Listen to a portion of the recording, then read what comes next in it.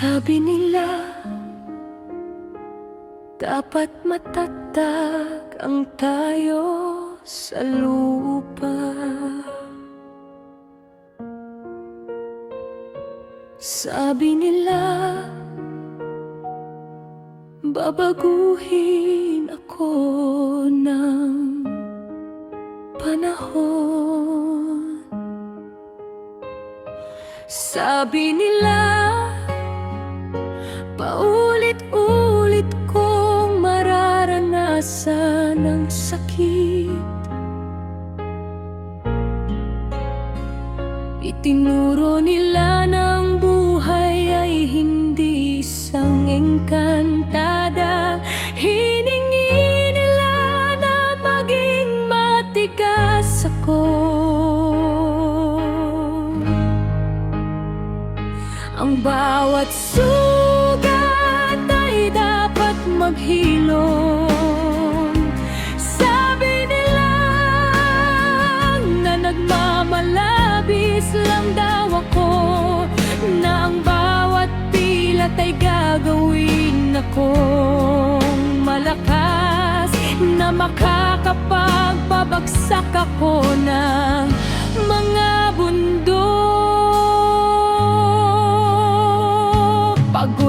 Pagod na ako sa lahat ng mga salitang ito. Pagod na ako sa mga taong mapagkunwari. Bakit sila nanlinlang ng ganon? Bakit sila nagsinungaling ng harap-harapan? Bakit nila itinago ang katotohanan sa buong buhay ko? Bakit nila ako pinakain ng mga kasinungalingan?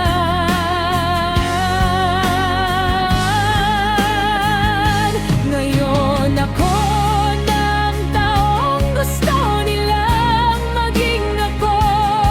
Sa labas, malakas, matigas, matalas, malamig.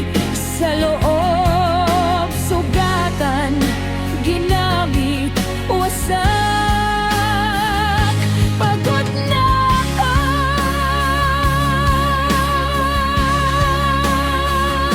Napapaligiran ako ng kawalan, na tila may bahagi sa akin na pumanaw na. Ang mga luhang madalas dumadaloy sa aking mga mata ay minahal ko na ng labis. Kaya kahit masaya ako, hindi ko na kayang iluha ang mga ito. Bakit ako naging manhid?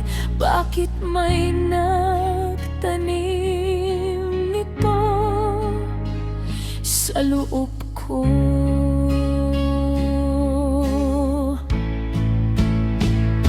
Gusto ko lang namang mahalin, gusto ko lang namang makita, gusto ko lang namang may makasama.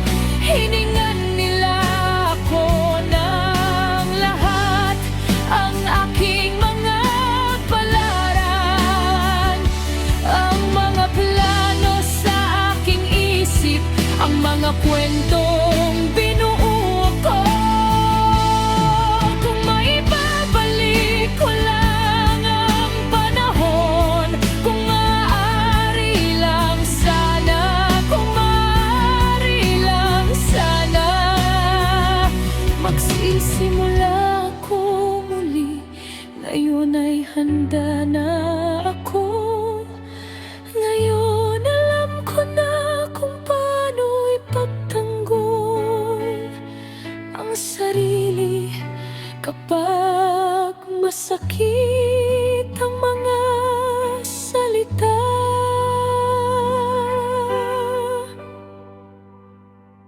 Ngayon nakikita ko na ang pagkakaiba nagawa at bingi na ako sa mga salita